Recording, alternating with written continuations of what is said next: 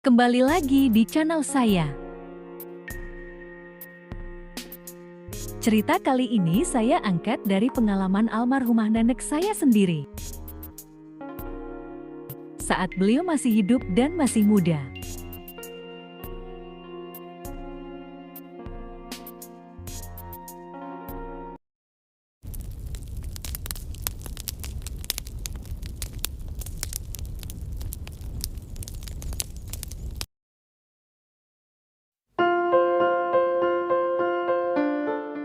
Suatu waktu di awal bulan September, hujan turun dengan derasnya membasahi apapun yang ada di bumi. Semuanya basah, kecuali yang berada di dalam rumah. Waktu itu, nenek masih berusia belasan tahun. Sebuah masa di mana orang-orang yang sudah berumur sering merindukannya dan ingin kembali ke masa itu. Hujan yang turun dengan deras itu berbarengan dengan hujan air mata di salah satu rumah warga kampung ketika seorang anggota keluarga mereka meninggal dunia dikarenakan mengidap sebuah penyakit yang tergolong langka bagi warga kampung yang sama sekali belum mengenal kata modern pada masa itu. Orang-orang kampung berbondong-bondong datang ke rumah itu dengan membawa apapun yang bisa dibawa sebagai sarana untuk meringankan beban moral ataupun material bagi tetangga mereka yang sedang berduka. Ada yang membawa ubi, pisang, padi, ataupun beras. Begitu pula dengan nenek dan keluarganya. Setelah menyiapkan keperluan, mereka pun bergegas menuju rumah duka. Sang ibu membawa sayuran di tangan, sedang bapaknya memikul satu ikat besar kayu bakar di pundaknya yang kekar. Nenek sendiri membawa 3 ikat padi yang ia ambil dari lumbung milik bapaknya. Ketika sampai di rumah itu, warga kampung sudah memenuhi rumah. Nenek meletakkan barang bawaannya, lalu bergabung dengan kawan-kawan yang sebaya dengannya. Kawan yang selalu bersama-sama dengannya ada 2 orang. Seperti layaknya anak-anak muda, ketika 3 gadis muda ini berkumpul, maka ributlah dunia. Ketiganya tidak tahu sedang berada di mana ketika bersenda gurau, saat orang menegur, barulah mereka tersadar. Di kampung ini, pada zaman itu, sudah menjadi kebiasaan dan mungkin juga tradisi, bahwa ketika ada warga yang tertimpa musibah seperti saat itu, maka orang-orang muda akan tinggal menginap untuk membantu si empunya rumah di segala bidang. Baik itu memasak untuk para tamu, ataupun pekerjaan lain yang sifatnya untuk melancarkan segala macam urusan selama masa perkabungan. Itulah sebabnya, nenek tinggal menginap dulu di rumah itu bersama 2 orang konkonya. Saat itu, ketika ada orang meninggal, semua orang yang sanggup begadang juga tinggal dan menjaga jenazah. Ada yang melantunkan lagu, ada yang berbincang-bincang, ada pula yang sekedar merokok di pojokan sambil berhayal entah apa yang dipikirkan. Semua itu masih merupakan bentuk solidaritas sesama warga kampung dan sebagai cara agar rumah duka tidak sunyi seperti kuburan. Lalu ada pula sebuah mitos yang berkembang di masyarakat, bahwa jenazah tidak boleh ditinggal tidur pada waktu malam, sebab jenazah itu akan bangun jika tidak dijaga.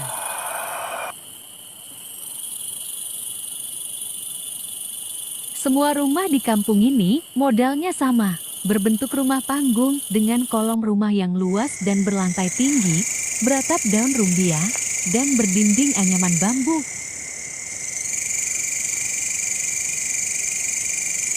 Karena lantainya tinggi, otomatis kolong rumahnya biasanya dimanfaatkan warga untuk tempat bersantai di waktu sore, sepulang dari sawah atau kebun sambil bercengkrama dengan temannya.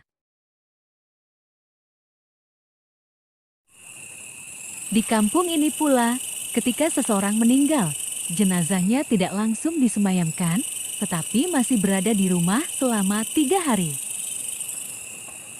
Mengapa dilakukan seperti itu? Untuk menunggu keluarga yang datang dari desa lain yang kebetulan jaraknya cukup jauh.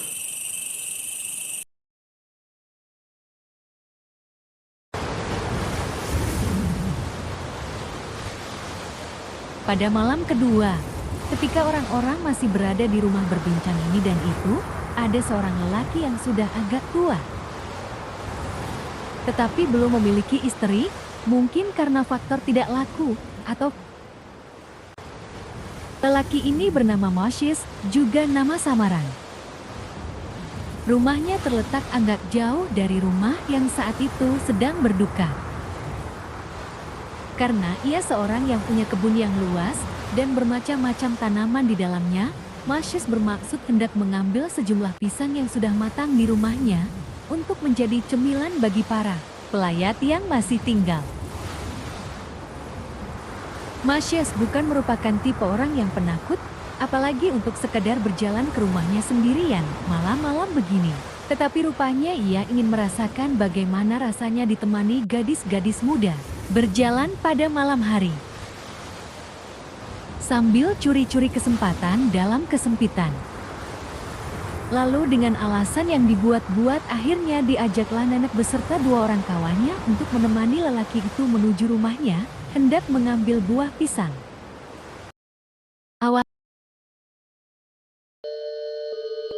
Awalnya nenek dan kawan-kawan tidak mau diajak, tetapi entah bagaimana caranya, sang bujang lapuk mengajak mereka, sehingga seperti kerbau dicocok hidungnya, mereka pun mau ikut. Mereka berempat pun menuju rumah milik Moshes. Kalian bertiga, tunggulah di sini. Saya akan masuk mengambil pisang itu. Kata Moshes setelah mereka sampai. Lalu tanpa menunggu jawaban, masuklah ia ke dalam rumahnya sendiri. Di samping rumah milik Moshes, terdapat pula rumah milik tetangganya yang kebetulan sedang kosong. Karena pemiliknya sedang berada di kampung lain, entah karena urusan apa. Di halaman dekat rumah kosong itu, terdapat sebuah batu besar. Kolong rumah itu dalam keadaan gelap, diakibatkan minimnya penerangan. Di atas batu inilah, Nanek dan dua kawannya duduk menunggu Moshes yang masih berada di dalam rumah. Saat itu, bulan bercahaya dengan terangnya. Ketika mereka bertiga sedang bincang-bincang, tiba-tiba saja mata ketiganya melihat sesuatu. Sosok seperti manusia dewasa, tiba-tiba berlari dari dalam kolong rumah kosong yang gelap itu. Bantuan sinar bulan membantu ketiganya untuk menganalisa sosok tersebut. Rambut putih panjang menutupi wajah, sedang badannya ditutupi oleh daun pisang yang sudah kering. Lengan dan kakinya berwarna hitam, kontras dengan daun pisang kering yang menempel di badannya. Kedua teman nenek seketika berteriak ketakutan, lalu berlari menghambur ke arah Moshes yang kebetulan juga sudah keluar dari rumahnya. Nenek masih berdiri di atas batu itu, sambil mengamati sosok yang juga masih berdiri di tempatnya. Mereka seperti sedang bertatap-tatapan. Namun ketika suara Moshes memanggilnya untuk kembali, seketika sosok itu berlari kembali ke dalam kolong rumah dan hilang dalam kegelapan. Nanek seperti tersadar, lalu segera beranjak dari tempat itu karena dirinya diliputi perasaan takut. Mereka bertiga lalu saling berpegangan di lengan kanan dan kiri Moshes. Dapat dibayangkan bagaimana senangnya lelaki ini saat itu ketika tiga orang gadis yang ketakutan bergelayut di lengan kiri kanannya. Ketika mereka sampai di rumah duka, Moshes pun diberondong pertanyaan perihal apa yang disaksikan ketiga gadis itu. Tetapi ia malah menjawab tidak melihat apa-apa. Beberapa minggu kemudian, setelah peristiwa nenek melihat sosok aneh, tersiarlah kabar bahwa seorang yang beberapa tahun nantinya akan menjadi mertuanya, yaitu ayah dari Kekek, meninggal dunia di desa sebelah karena sakit persis ketika nenek dan temannya melihat sosok itu. Akan tetapi saat itu, nenek sama sekali belum mengenal Kekek. Nenek berpendapat bahwa yang menampakkan diri itu ialah calon mertuanya yang tentunya sudah mengetahui bahwa ia nantinya akan menjadi menantunya.